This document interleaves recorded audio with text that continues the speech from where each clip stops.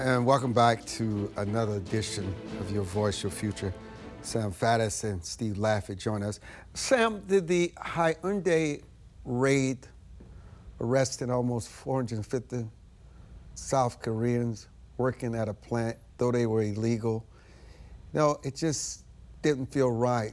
I know people feel that illegals, no matter what their situation is, should be deported. But I mean, if someone is in this country, they committed no crime, they're not a threat, they believe in the American way, and they got in here illegal. I mean, should they be compared to gang members, criminals, and people who should be deported? Has this just gone too far? Well, look, I don't think these people should be branded as criminals in the sense that they've committed any violent crime or robbery. But the fact of the matter is, if you're here illegally, you have broken the law. And yeah, I do think you should be deported. I tell you, one of the things I take away. So you think everyone at that facility should be deported because they are all illegals and sent away, even though you don't have Americans that can fill those roles? Well, I don't agree that there aren't Americans that can fill those roles. Well, that's what the president said. Those are his own words. Well, then I guess I'm disagreeing with the president. We'll make that news. But look, yes, I don't think we are. Obviously, the priority has to be to round up criminals. I'm not equating these people to armed robbers, murderers, drug dealers. That's not what I'm saying. I'm saying they're here in an illegal status. They came in here illegally. Yes, they should be deported. And the big takeaway for me is that, this seems shocking to people when they find that, sort of everybody at this work site, hundreds and hundreds of people are illegal. But this has been the reality in the United States for a really long time. It's not like there's a handful of individuals hiding somewhere. I mean, chicken processing plants in Alabama and textile manufacturing places in Southern California, and you'd be shocked, you'd faint with surprise if there was anybody working there who was actually here in illegal status, and that's been true for a long time. Steve, while other U.S. presidents in the past have too often settled for statements Steve, of condemnation, if you think about Trump, he has acted sometimes controversially, often imperfectly, but Steve, unmistakably to push toward outcomes that can actually end wars. And at a time when Democratic critics and progressives are lauded and there's whiny social media outlets lauded, I think the more relevant question for a responsible foreign policy is simpler. Who is doing the hard work to shorten conflicts and save lives? On balance, is it President Trump? I mean, when you consider the Alaska summit a few weeks ago, hosting Putin at a joint base, you remember Richardson was never going to produce instant peace in Ukraine, and even the symbolism of a global tyrant and bullies sitting down on American soil produced howls from the left. They just refused to acknowledge a modicum of progress. And so Trump, whether it's in Congo, whether it's in Rwanda, whether it's Iran, whether it's Israel, Gaza, I mean, he has done a lot in the last 8 months that are pretty remarkable. Your thoughts in terms of what the president is doing on the foreign front?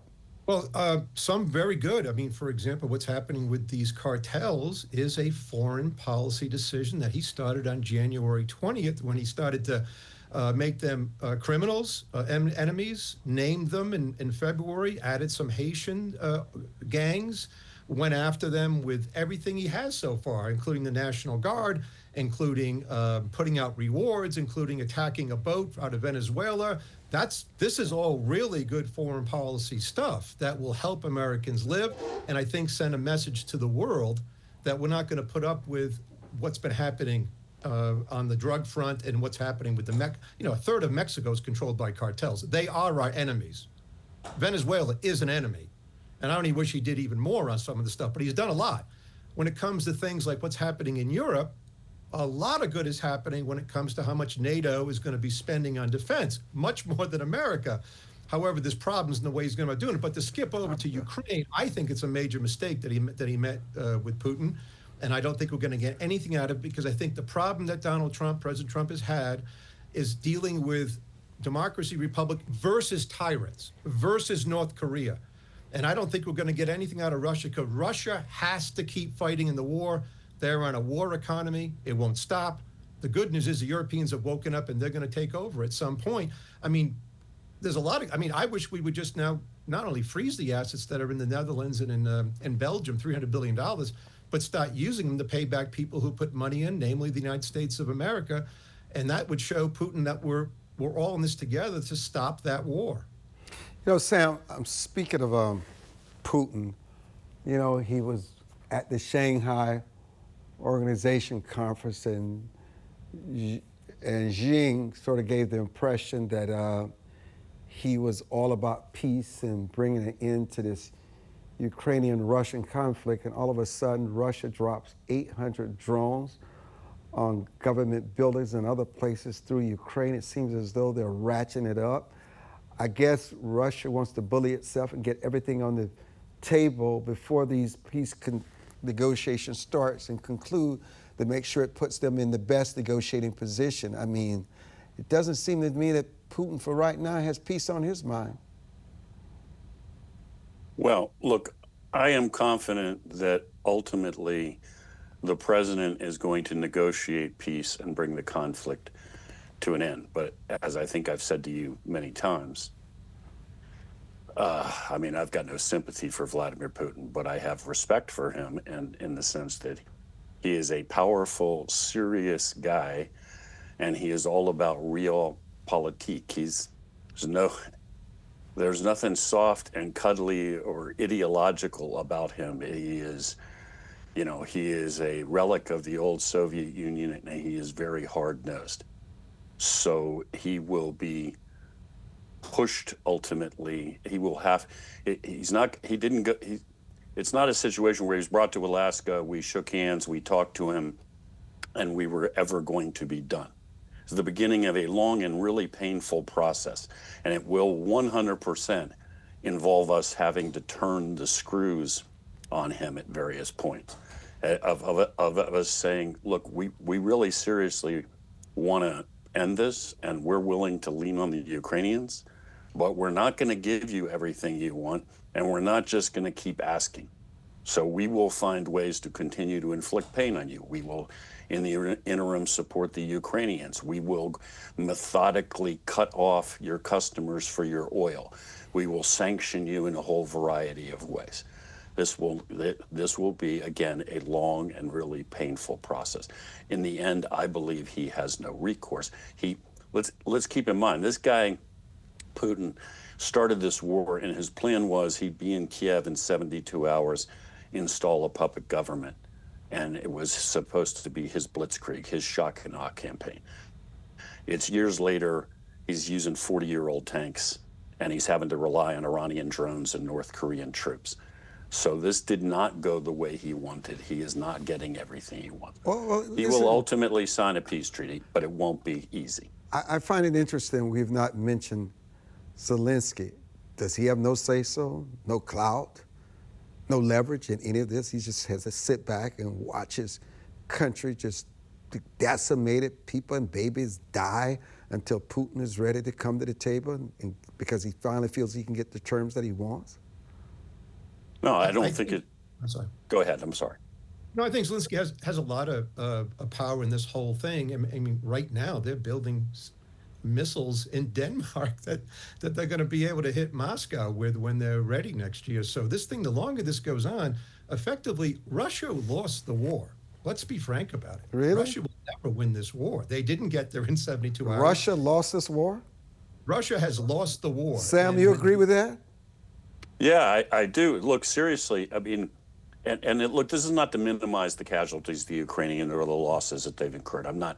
But in all seriousness, the war plan was 72 hours, airborne assault armored blitzkrieg.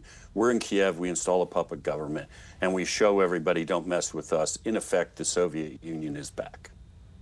Okay, however this thing ends, that's not the way this played out. Again, I'm not laughing to diminish the human cost. It's just, that's not what happened here. The Red Army did not appear. What happened was the Russians were shown to not have the capacity that many still believed they had. So, I mean, that is, of course, complicates the negotiating situation, because having lost a lot of face and a lot of credibility, Putin has to land this plane somehow or another, that he doesn't have everybody around him encouraged that they can get away with murder. But they have taken a pounding. I mean, they have lost something like 10,000 tanks since they started this war, which is probably more tanks than we have in the whole U.S. Army inventory. Pretty damn close. Steve, you were speaking.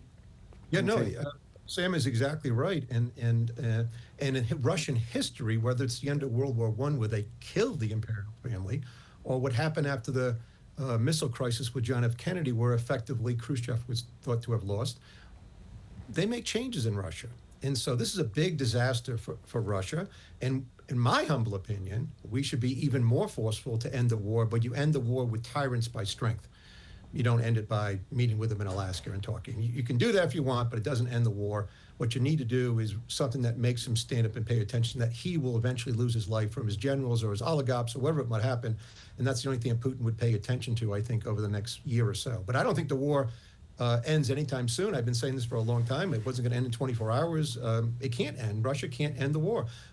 But the surrounding NATO countries, and now you look what happened to him. Not only did he not take it in 72 hours, Sweden, Finland, they joined NATO. I mean, look at the Baltic. Look at what they're set up to fight. They're set up to fight only Russia in the Baltic. And they're in NATO, folks. Good. Wow. And we'll be back.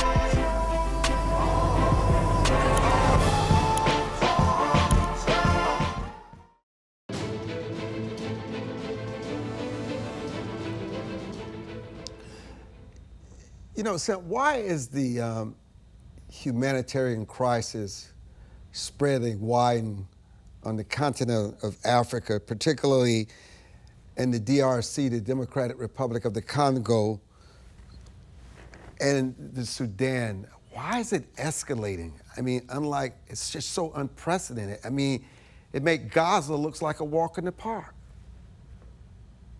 Yeah, well, look, I mean, I think the reality is, Armstrong, that there have been systemic structural issues in Africa for a very long time, and for a whole variety of reasons. You know, Africa doesn't get the focus in American foreign policy or in the American consciousness that other parts of the world do. Again, for a variety of reasons, cultural, social, historical, but, you know, it's sort of all of a sudden there's a crisis and a disaster, and people are dying or countries falling apart, and it seems like this is all of a sudden. But the fact of the matter is, there are systemic structural things going on, and nothing is in any definitive way long-term improving the situation. Well, what about the massive displacement, starvation, violence, ethnic cleansing? It's just massive.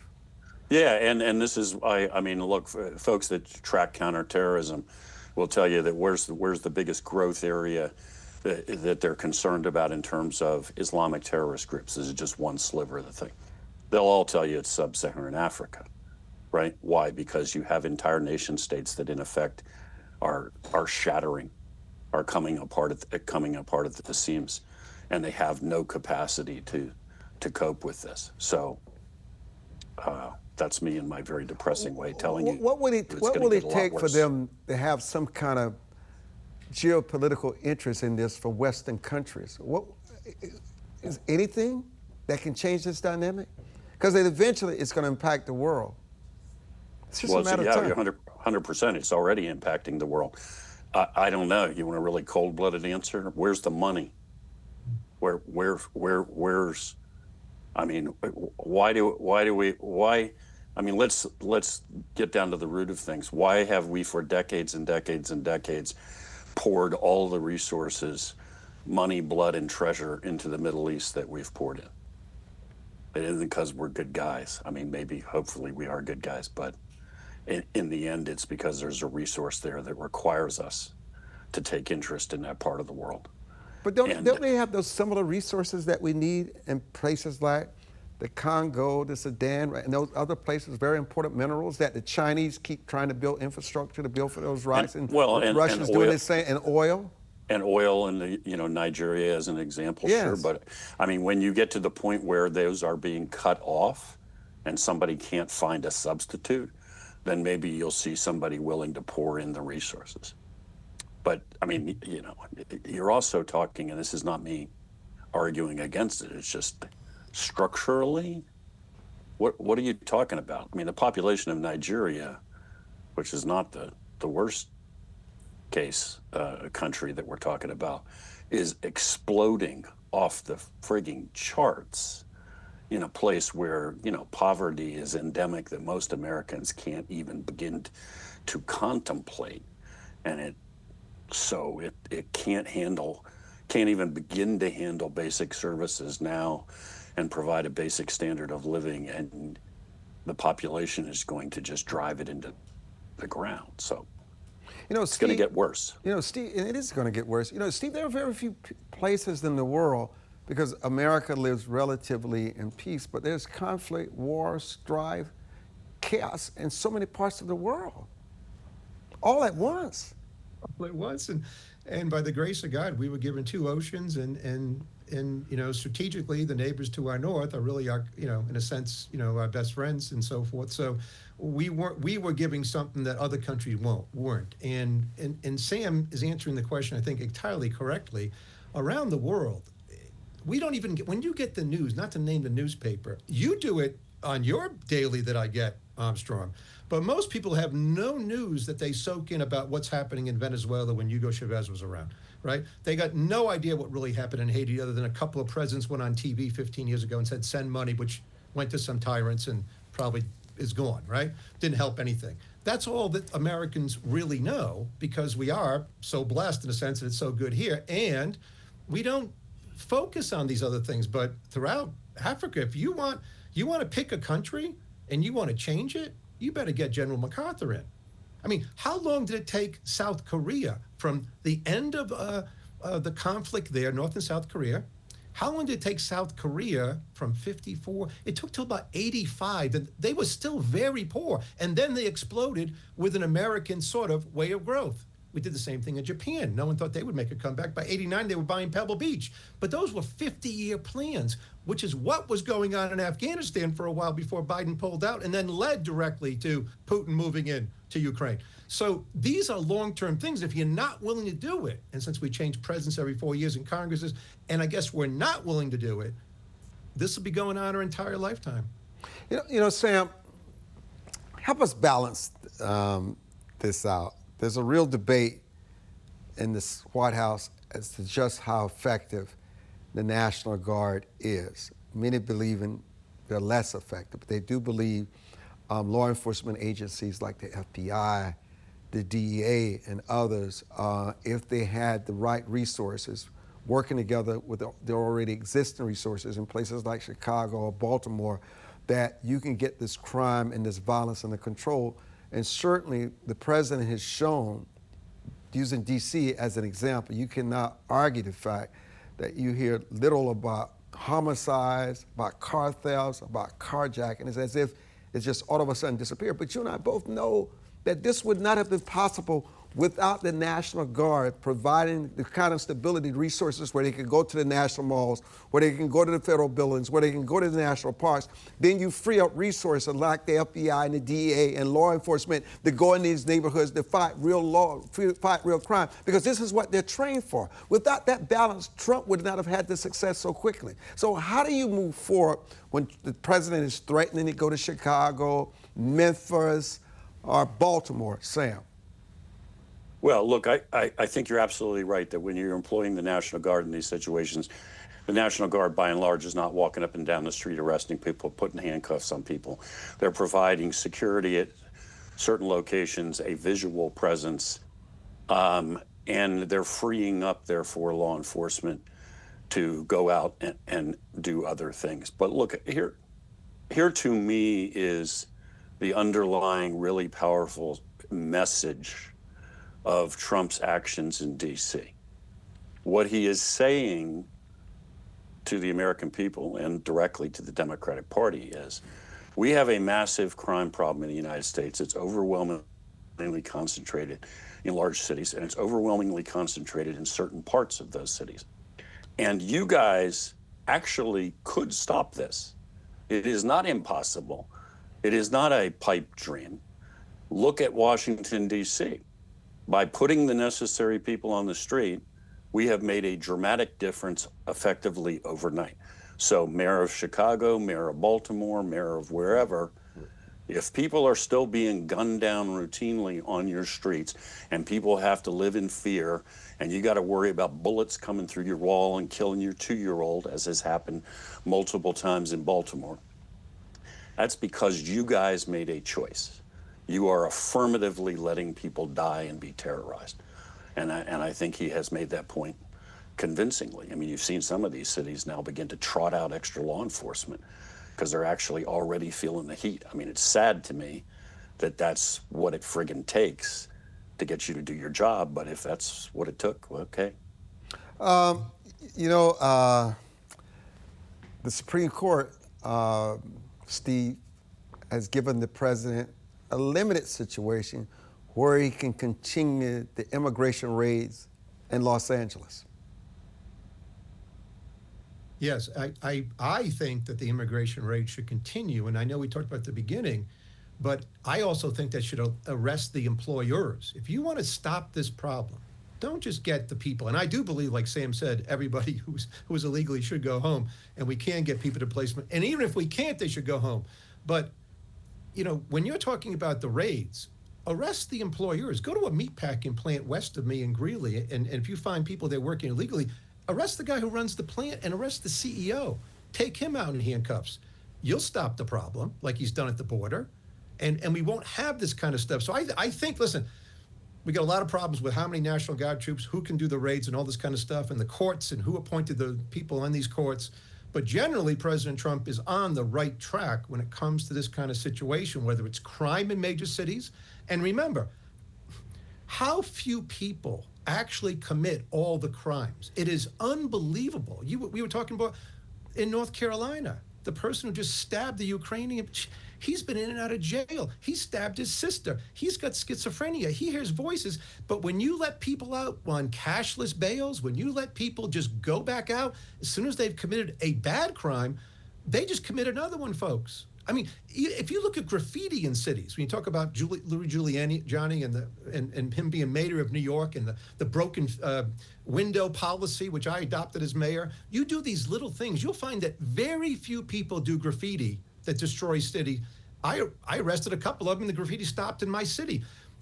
We can do this in big cities. It just takes the will, of which this is a great political thing for Donald Trump. The Democrats will always respond by, this is wrong, we shouldn't do this. And the average lady sitting in some tenements like, what are you talking about? My child was killed. My niece was killed. That lady got shot. There were 58 shootings in Chicago last weekend. What are you talking about? Walk out of a Chicago White Sox game. You tell me why the cops are there at night. They're there because it's not safe. Everybody knows it. So he's on the right track on this. Sam, Steve was referring to the Carlos Brown, who just brutally stabbed the Ukrainian refugees on the Charlotte, North Carolina train. and the mayor did not want the name released. This person's been in and out of prison, like Steve has just mentioned, over 13 or 14 times, and how they try to protect, because they care more about their reputation than trying to solve crime in these cities.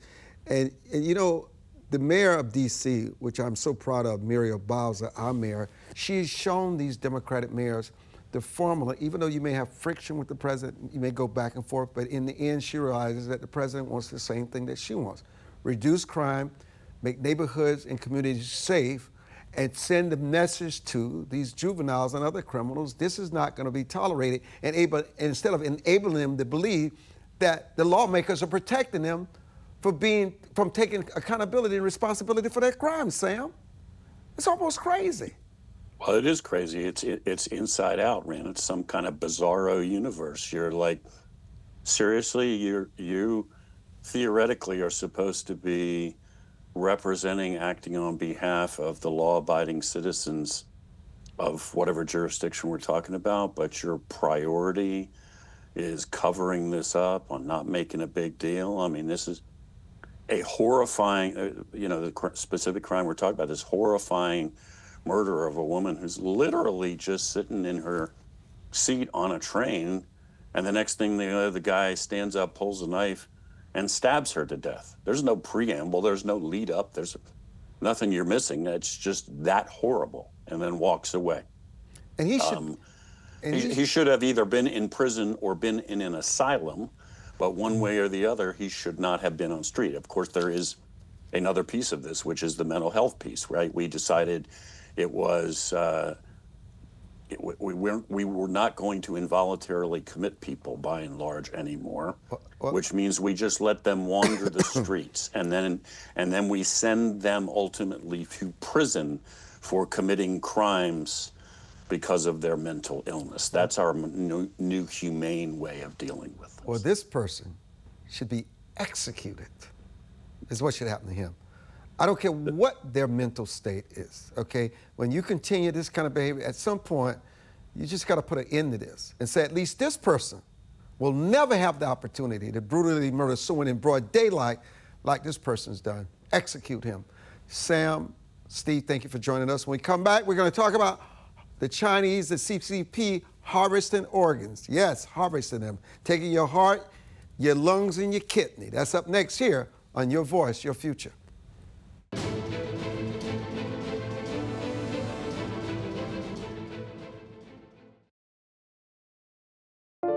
It is easier to build up strong children than to try and repair broken men. The streets are plagued with crime, violence. There's a lot of poverty, and it's all a result of lack of education that's happening in our schools. So it really is a crisis. We come from very different political perspectives, but we've come to the same conclusion, and that is there is a crisis in the classroom. Children are being deprived of quality of life because they're being deprived of a good education. We must solve this problem. It's incumbent upon all of us to join hands together to get this done. We can't afford to wait one more day before we address these issues, because every day we lose another child. Let's stop the politicking. Let's stop the games. Let's really do something to give these kids a real chance at life and being a part of that American dream. We need accountability for funding. Many of the districts where you're seeing very low test scores, students graduating with very low literacy and math comprehension rates, they are receiving a lot of funding. So where is the money going where our kids aren't being adequately educated? If you believe every child is deserving of a quality education, please go to educationjusticefoundation.com.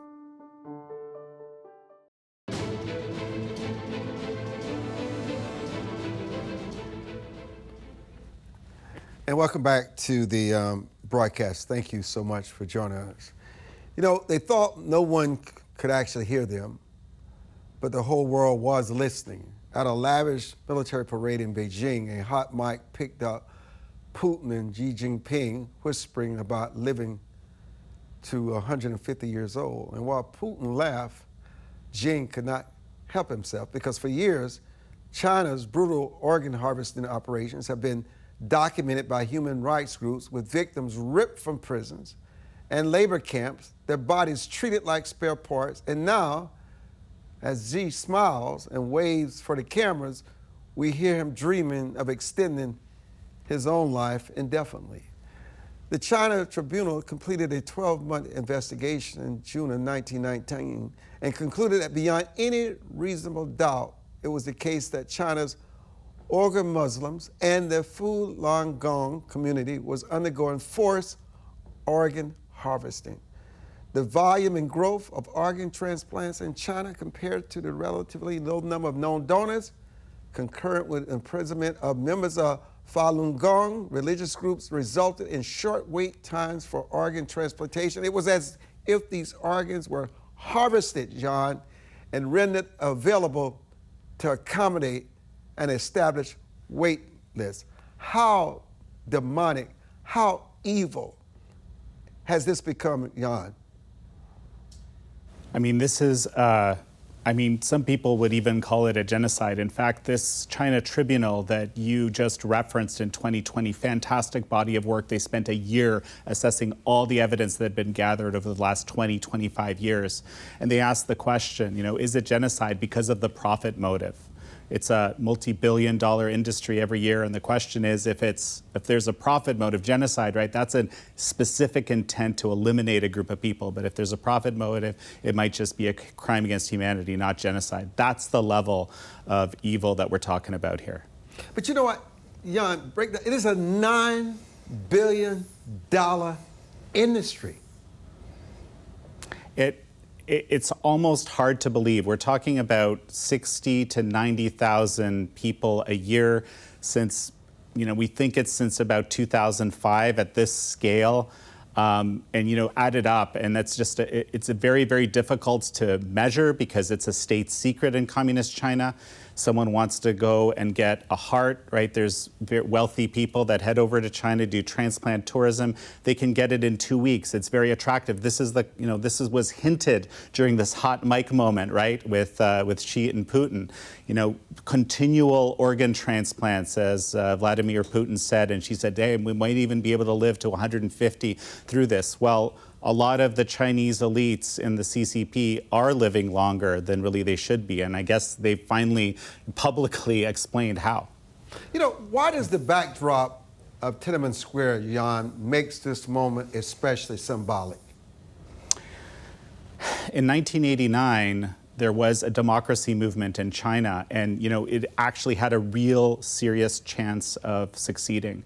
But what happened was, as many of will know, the tanks rolled in. Some thousands of people were killed in cold blood by the People's Liberation Army, and basically the democracy was squelched in China. And by the way, this was the same day that democracy flourished in Poland, exactly the same day when they held their first democratic elections. Bottom line is Jiang Zemin, who was a serious player in making those tanks go in and quelling the democracy movement. He rose to power. He became the dictator. And in 1999, he started persecuting the Falun Gong you mentioned in your opening. So the Falun Gong were a peaceful meditation practice, practicing truthfulness, compassion, and forbearance.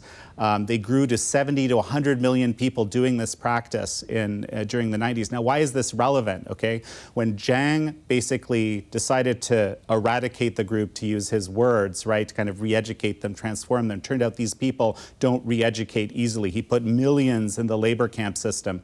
So now what we're seeing is as about half of the people in these labor camps, prisons, and everything became Falun Gong practitioners, suddenly we see the organ industry. They're starting to build organ transplant hospitals. Organ tourism explodes. There's this basically exponential growth of the number of transplants, of the number of hospitals.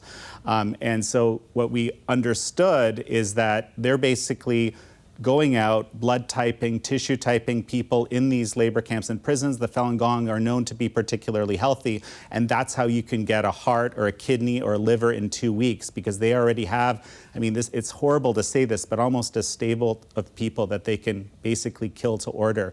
And that's how this system works. So it's the only place in the world. There's a lot of black market organ trade in the world, but this is the one place in the world where it's state sanctioned and it works at this mass scale with these very short wait times because basically people can be killed to order. Talk about how American hospitals are complicit in this crime, because it is a crime against humanity. So, and here's the challenge, okay? When people hear about this, when I started working on this 20 years ago, I would tell people, and I realized it was real, short wait times, that basically there was enough evidence to realize this is real. But people didn't want to hear it. People didn't want to believe that such a horrible thing could be happening. I understand that, actually. And so, basically, and meanwhile, we were pushing, and you remember it was Kissinger doctrine, right? We were pushing, get your money into China, you're going to miss out on the market, engage. So there's all sorts of research partnerships, hospital partnerships, city partnerships. Basically, there's deep engagement with the US and the Chinese medical systems. And even as we knew that this horrible crime was starting to happen, we were always trying to imagine that we were going to change China, right? This was the mantra. We're going to invest. It's our democratic ideals which will change. But the change actually happened in the opposite direction. Okay, there's a paper that actually you referenced in a recent op-ed that you published on this exact issue, Execution by Organ Procurement, in the American Journal of Transplantation. There's 70 papers they found in the Chinese published transplant literature where people were basically being killed by the organ extraction. The dead donor rule was violated. So now we're seeing, this is what Secretary Kennedy announced a month ago, we're seeing that in America, the dead donor rule is being violated. And I think that that's the cost of basically this engagement, which really a lot of how we've changed happened in the other direction, unfortunately. What is so unfortunate, I read I mentioned this also in my op-ed in the Baltimore Sun. The mainstream media, and they don't become even more mainstream and powerful than the New York Times, but they had an op-ed where the writer was advocating how we need to redefine death to take advantage of this harvesting of human organs. Jan? I mean, when I read that was in the New York Times. It was sent to me. Check this out. People know how long I've been working on this issue. I almost wanted to cry, right? Because this is the thing, like in a civilized country, we should have a very conservative approach, right? A very conservative approach to how we actually define this death. Someone has to be brain dead and body alive. It's an ethical dilemma because you want to get organs to a person, but you also absolutely have to make sure that someone is actually dead. But in this case, we're seeing basically a shift in our thinking, and these doctors encouraging us actually to become more lax, more flexible in terms of how we actually define death, so there can be more organs. But the cost of that is that we're going to be killing people who really should have a chance to live. How should our country, America, confront China over what they know are these atrocities? We understand there's so much tension already between the United States and the CCP, but what do we need to do in Congress? I know things are already being done through legislation. You've got many people that are speaking out, but it's just not enough. No, well, something actually one of our on the TV side of our company on NTD, one of our reporters asked Speaker Johnson actually about this hot mic moment, and the way he responded I thought was really interesting. He said this kind of I'm paraphrasing here. This highlights a different way of thinking. Right, a different way of thinking that we have here. So I think the number one thing that we have to do, and this is incredibly important, right, is understand that communist China is a different way of thinking. It's a different way of value system. I'm not talking about the Chinese people on here. I'm talking about the Chinese Communist Party. Life is not worth a lot to them. This kind of continual organ transplantation, living to 150 years, that's a priority. It doesn't matter how many people need to die basically to facilitate that. So for the American people and people in Western countries writ large to understand that, I think that's one of the most important things that we need, because we sort of imagined we're just dealing with kind of a peer, people that kind of think like us, have the same value system. Not the case. The legislation that you mentioned, incredibly important, valuable legislation, okay? Number one, we've got the Falun Gong Protection Act. Okay, this will sanction some of the people that are doing these things. And this is actually a significant deal, because a lot of those Chinese elites have exit strategies to America. If something goes wrong, if they get attacked by the wrong people, the economy goes bad, there's chaos over there, they have exit strategies to the one place they know they can have safety, and that's America.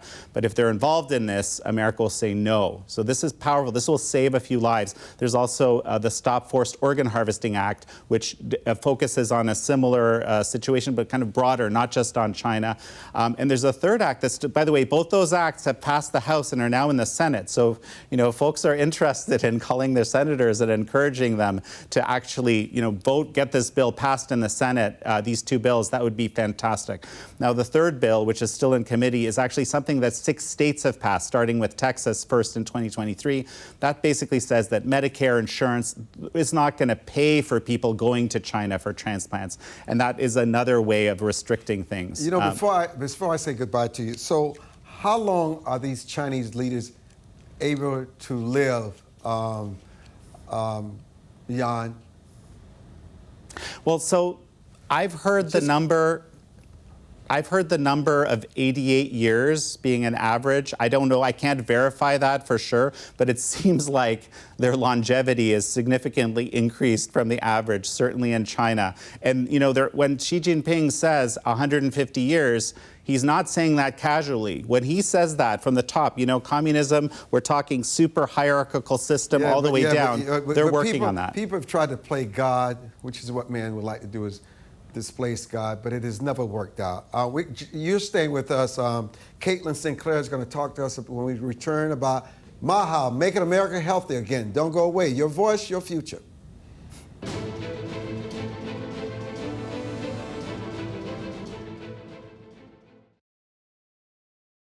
As a home buyer, you need a lender who cares about your home ownership dreams. United Security Financial has been helping families secure their dream homes for 30 years. We're a national fair practice lender that provides affordable mortgages and low down payment programs to eligible home buyers. To learn how United Security Financial can help you secure your dream home, call 1-800-373-4186.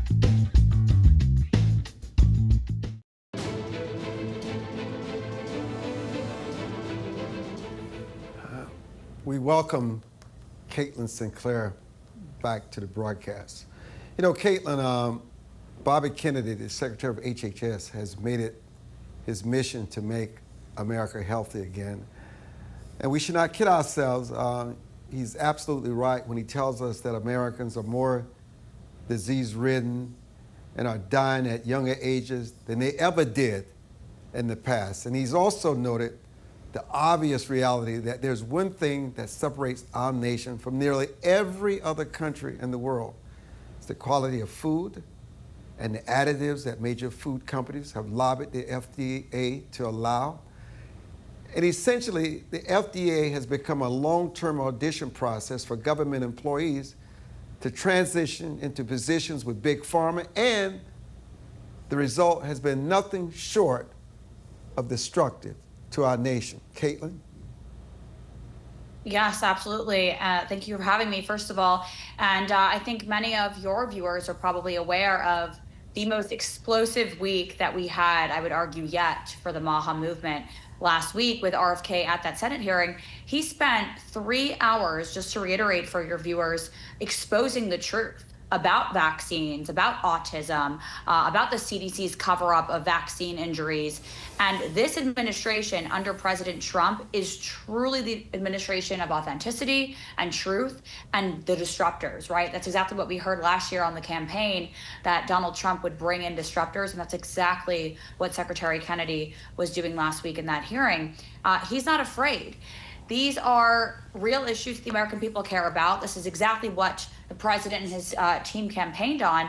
And Secretary Kennedy named names He called out the corrupt senators to their faces that have been taking money from Big Pharma. So to your viewers and to most Americans, this was not just testimony.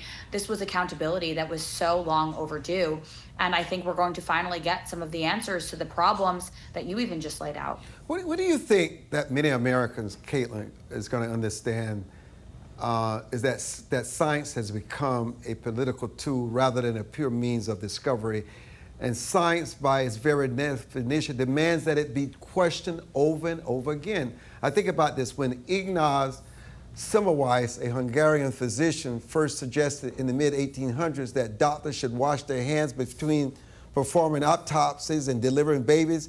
He was ridiculed and shunned by the medical establishment. His idea challenged the prevailing beliefs of the time, and because of it, he was threatened, and the reputations of his practice by powerful figures. It was rejected outright, and though his advocacy eventually was admitted, while he was admitted to an asylum by his colleagues, where he was beaten by guards and ultimately died. Look at Galileo, argued in the early 1600s that the earth revolved around the sun. He was branded by a heretic by the Catholic Church.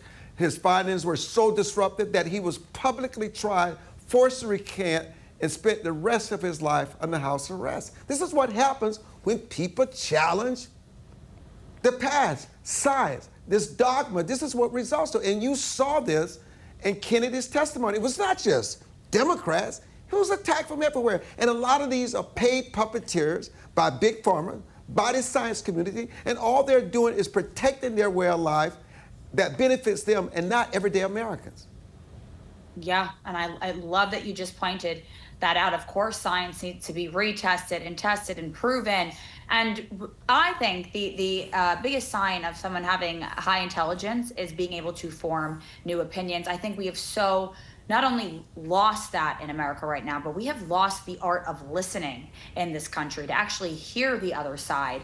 And if RFK is so dangerous, my question is, why are they so afraid of him? The same people that covered up lab leak theories, that censored doctors back during the pandemic, that punished experimental shots on our kids, they now say that he's the threat.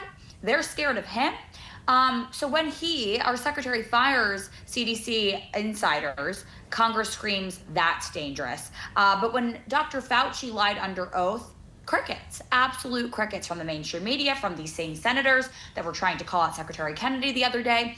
Let's see, when kids lost years of schooling and education, complete silence. So these are the same people now trying to take down the exact man that's asking, why are we so sick? Why are we so weak? Why are we infertile? They're not mad that he's failing. They're mad that he's cleaning house. And they see that as failure on their part, failure to win, failure to take money from Big Pharma, and failure to control. So that's the real narrative. And the mainstream media is doing classically a horrible job, and of course, covering up.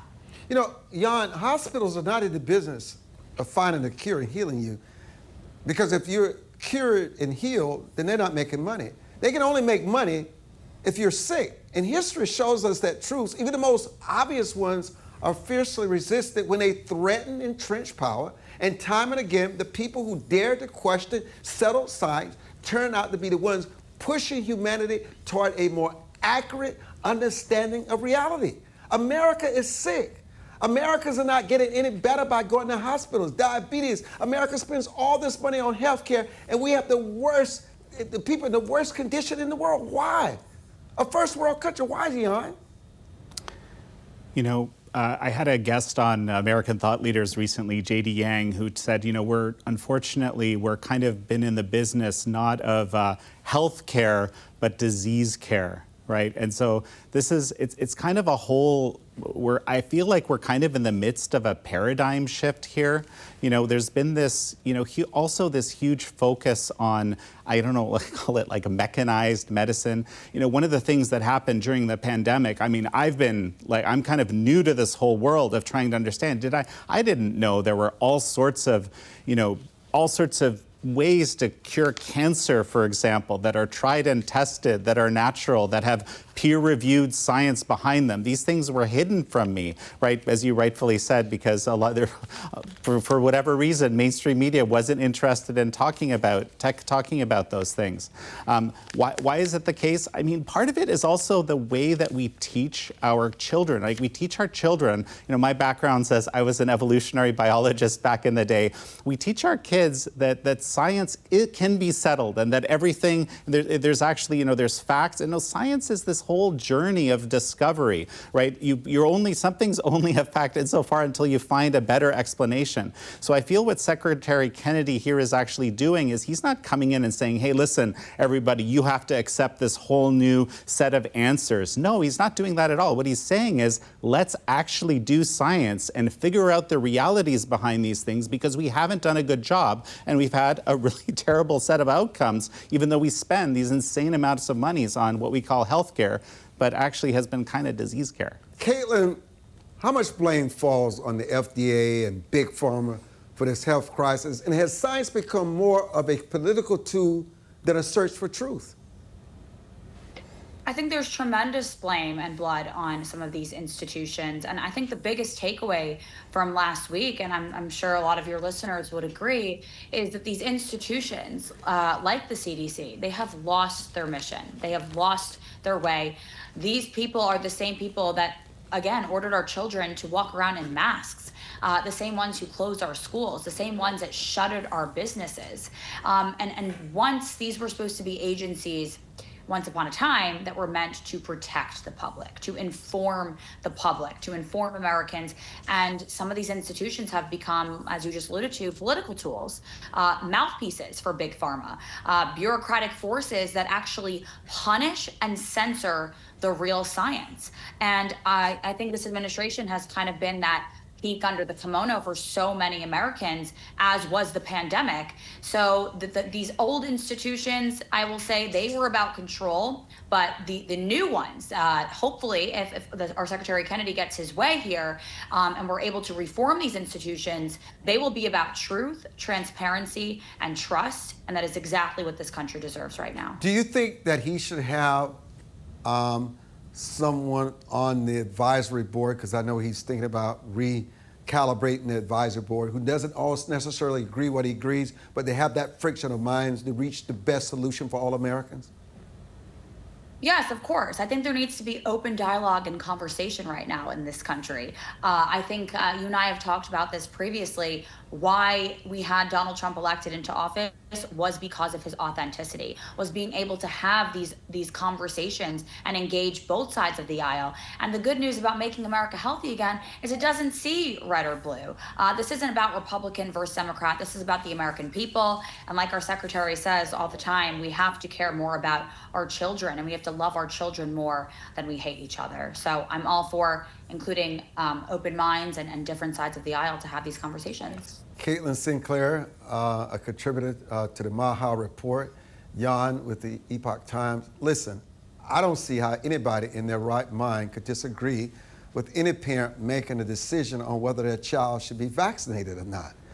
I think the parents should have the ultimate decision, not some government bureaucratic body that may be benefiting from it. But anyhow, thank you both so much for joining us. We will continue to have this conversation. I'm Armstrong Williams, your voice, and certainly your future.